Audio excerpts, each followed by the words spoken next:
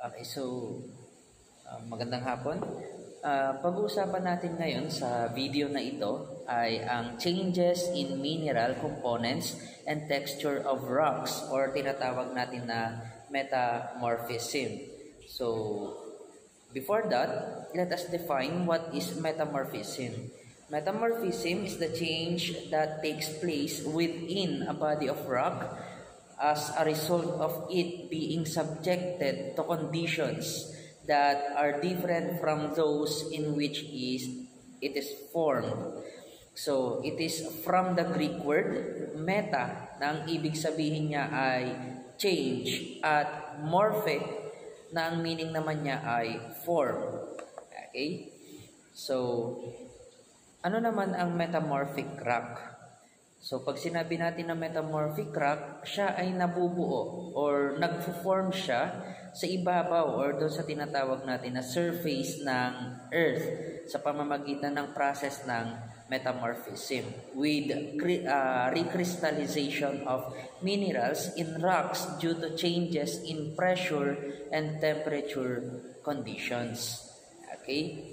So, pangalanan natin yung iba't ibang uri ng bato.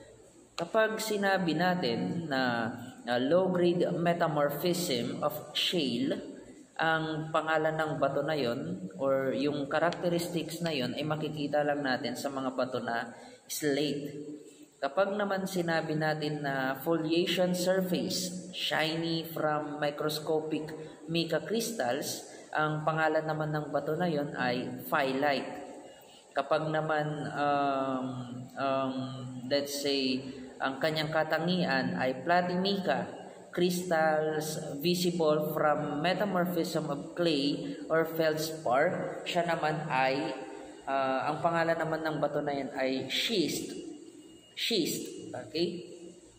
So, pag naman sinabi natin na, let's say, high-grade metamorphism, some mica change to feldspar, segregated by mineral type into bands. Ang bato naman na yun o ang tinutukoy naman sa bato na yun ay yung gneiss. So, paano naman kapag sinabi natin na various rocks change by heat from nearby magma o di kaya ng lava? Okay, ang bato naman na yun ay tumutukoy sa hornfels. Kapag naman metamorphisms of rocks, sandstones, that is quartzite. Okay? Pag naman sa regional or contact natin, kapag sinabi natin na metamorphism of limestone or dolostone, okay, that is marble. Pag naman sinabi natin na pebbles may be distorted or stretched, that is metaconglomerate. Okay? Pebbles may be distorted or stretched, that is metaconglomerate. Okay, ulitin natin. Pag sinabi natin na low-grade metamorphism of shale, that is slate. Pag naman sinabi natin na foliation surface shining from microscopic mica crystal, that is phyllite. Pag naman sinabi natin na platimica crystals visible from metamorphism of clay or feldspar, that is schist.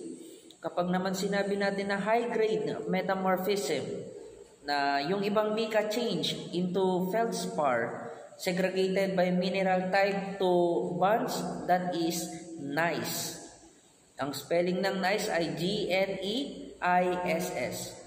Various rocks change by heat from nearby magma or lava, that is hornfels. Okay, metamorphism of rock, sandstone, that is quartzite. Kapag naman metamorphism of limestone or dolostone, that is marble. Pag naman sinabi natin na pebbles may be distorted or stretched, that is metaconglomerate. Okay? Alright, so meron tayong tinatawag na tatlong uri na main agents ng metamorphism. Ito ay ang heat, pressure, at ang tinatawag natin na chemically active fluid.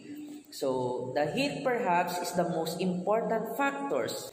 So, the heat is the important factors because it provides the energy to drive the chemical change which result into the recrystallizations of minerals. So the heat also increases as the depth increases. Tulad ng sinabi ko,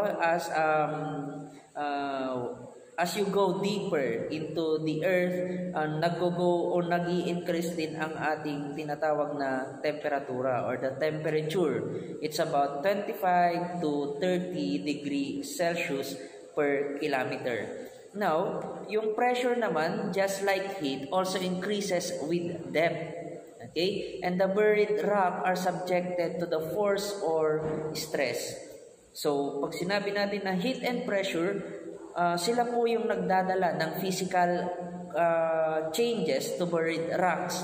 Chemically active fluids naman, ito yung nag-e-enhance ng metamorphic process. Usually, the common fluid which helps the chemical activity is water, containing ions in solution.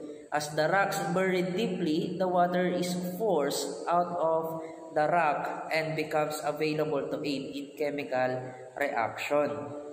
So let's say, yung igneous rock nag-transform into metamorphic rock. So it undergoes a metamorphism process. Okay? Type ng rocks which is the igneous, the sedimentary, at metamorphic. So sa hapon na to pag-uusapan natin the third family of rock. The third family of rock is the metamorphic rock, formed from either igneous rock or sedimentary rocks that have been changed due to tremendous heat and pressure. So, pag sinabi natin na yung igneous rock turned into metamorphic rock, nagdaan siya ng metamorphism. But before that, we have to understand what is metamorphism. Metamorphism does not actually melt the rock, but transform them into denser, more compact rock. Minerals may also be rearranged due to chemical reactions involving fluids that enter the rocks. So, metamorphic rocks are used for variety of purposes. So, slate. Yung slate is used commercially for your classroom, blackboards, and for pool tabletops. Yung mga marbles naman, they are used in the construction of building floors, bathroom walls, and counterparts. Okay, so pagka extreme, yung extreme heat and pressure change the original slate of an existing rock. They also change chemical composition and physical structure of existing rocks. Combination of mineral in rocks are stable only over specific ranges of pressure and temperature. At pressure and temperature not within the ranges, the minerals may form different assemblage. Alright, so napag-usapan natin why there is a changes in mineral components and textures of the rocks or yung tinatawag natin na metamorphism. Ngayon, itutuloy natin ang ating mga pag-aaral. So, why rocks behaves under stress? So, rock behaviors under stress naman ang pag-uusapan natin. So, rock is a naturally occurring substance that is an aggregate of different minerals that had been fused together. So, ang bawat bato has a unique composition which make it distinct. Kaya ang bawat bato, mayroon silang mga unique na characteristics or components na kung saan ang bawat isa ay nagkakaroon ng pagkakaiba-iba. So various types of rocks comprises a large part of the earth which are involved in formation of different land and rock formation. Pero the energy and forces on the earth, pwede siyang mag-cause ng deformation and pagkasira or breakage ng mga bato. Nagkakaroon sila ng mga cracks and mga butas. So, this stress from forces may cause rocks to behave in a certain manner, such as sliding, or sliding in opposite direction, move away from each other, or move towards with each other. Thus, this may result in different geologic structure. So, nagkakaroon tayo ng iba't ibang geologic structure dahil sa mga paggalaw ng mga bato na to sa pamamagitan ng mga stress and force ng mundo. So, again, I would like to emphasize yung metamorphism. It is the process wherein heat and pressure change the rock's physical and chemical makeup. So, chemical changes happens during metamorphism when ions move and new mineral form. So, the new mineral, yung mga bagong mineral, which are the products ng chemical change, become more stable in the new environment. So, papasok dyan yung foliation. Foliation naman, kapag sinabi natin na foliation, is the physical change that may occur during metamorphism. For example, yung isang bato ay makinis, okay? And then nag-undergo siya ng metamorphism. O pwede na yung surface ng bato ay mabilis na siyang mamugmog. Mabilis na siyang, let's say, nagiging rough yung kanyang surface. Tinatawag natin siya na foliation or foliated na yung isang bato. Now, contact metamorphism and regional metamorphism are the two main types ng metamorphism. So, what is the difference between the two metamorphism? Kapag sinabi natin na contact metamorphism, it is when magma contacts a rock and changes it by extreme heat.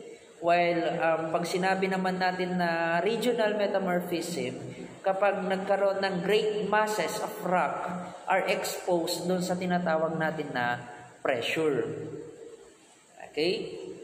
So, ngayon, mag-proceed tayo sa tinatawag natin na iba't ibang uri ng geologic structure. Pero bago yan, rocks and large masses undergo deformation wherein it changes their shape, location, size, tilt, o di kaya yung break due to squeezing and shearing. So, when the rocks or plates are pulled or pushed together, stress may occur. Geology, stress is the force per unit area that is placed on a rock. There are three main types ng stress, namely tension, compression, and shear. So, pag-usapan natin, number 1, yung tensional stress. Kapag sinabi natin na tensional stress, ito yung nagkukos sa rock na mag-pull apart. Okay, so naghihiwalay sila. That result to lengthening and break apart. So this type of stress can be found at divergent plate boundaries. Kaya nga siya pulled apart. Kaya nagda-divert sila. From here, naghihiwalay sila. So, pulled apart, ang tawag natin doon ay tensional stress. Kapag naman compressional stress, okay, kabaliktaran naman ito. So, causes rocks to fold or fracture. So, let's say, ito yung original na, let's say, original form ng geologic structure, and then nagkaroon ng compressional stress. Kaya nga siya compress, ibig sabihin, magko-compress siya. Okay? So, cause rocks to fold or fracture. It squeezes rocks together. So, from here, original form, nagko-compress siya. Now, the most common type of stress is in convergent. Kaya siya converge. So, kanina, yung tensional, naghihiwalay, nagda-diverge. And most of the time, nakikita sila sa mga tinatawag natin na divergent plate boundaries. Dito naman kay compressional stress, nakikita natin sila sa may convergent plate boundaries. Ano naman kapag shear stress? Kapag naman shear stress, nangyayari to kapag kayong force are nag-i-slide, transform. Yung isa papunta dyan, yung isa naman pa ganyan. So, nagiging ganito siya. So, yung isa papuntang kanan, yung isa papuntang left. O di kaya, yung isa pa forward, yung isa naman ay backward. So, when shear stress happens when force slide past each other in opposite direction, which results to slippage and translation. This is the most common stress found naman sa may tinatawag natin na transform plate boundaries. So, ano ba yung mga geologic structures? Geologic structures, number 1 is yung fold na tinatawag natin. So, yung mga folds are formed when rock experience compressive stress and deform physically. It causes bending of rocks, and there are 3 types ng folds. Namely, monoclines, anticlines, and synclines. So, kapag sinabi natin na monocline, this is the simple bend in rocks layers where the oldest rocks are at the bottom. And yung mga youngest rock naman, yun yung mga pumapaibabaw. Kapag naman sinabi natin na anticline is a fold that arcs upward, where the oldest rock are found at the center of anticline. So, the youngest rocks are covered over them at the top of the structure. Okay? So, syncline naman is a fold that bends downward, which rocks are curved down to a center. Number 2 is yung folds or yung faults. Kapag naman sinabi natin na faults, a rock under ample stress can crack or fracture. The fracture is called a joint because there is a block of rock left standing on either side of a fracture line. So, the footwall is the rock that plays on the top fault, while hanging wall is below the fault. Okay, so yung mga faults naman can be classified sa 3. Una, yung normal faults. Pag sinabi natin na normal faults are the most common faults at divergent boundaries. In relation to the footwall, it develops as the hanging wall drop down. So, East African Reef is one of the example of this type of faults. Ito naman, this type of faults is most common at the convergent boundaries. It forms when the hanging wall moves up. It creates the world's highest mountain ranges, such as Himalayas Mountains and Rocky Mountains. Next naman is yung strike-slip faults. This type of faults form when the walls move sideways. So it can be either right lateral or left lateral. It is mostly common on transform plate boundaries. So the most popular example of this type is doon sa may tinatawag natin na San Andreas Fault. Okay?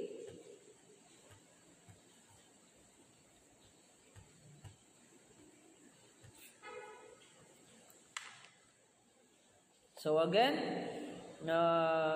pag sinabi natin na metamorphism, it is the process wherein, okay, so to end this video, I would like to emphasize ulit that the metamorphism is the process wherein heat and pressure change the rock's physical and chemical makeup.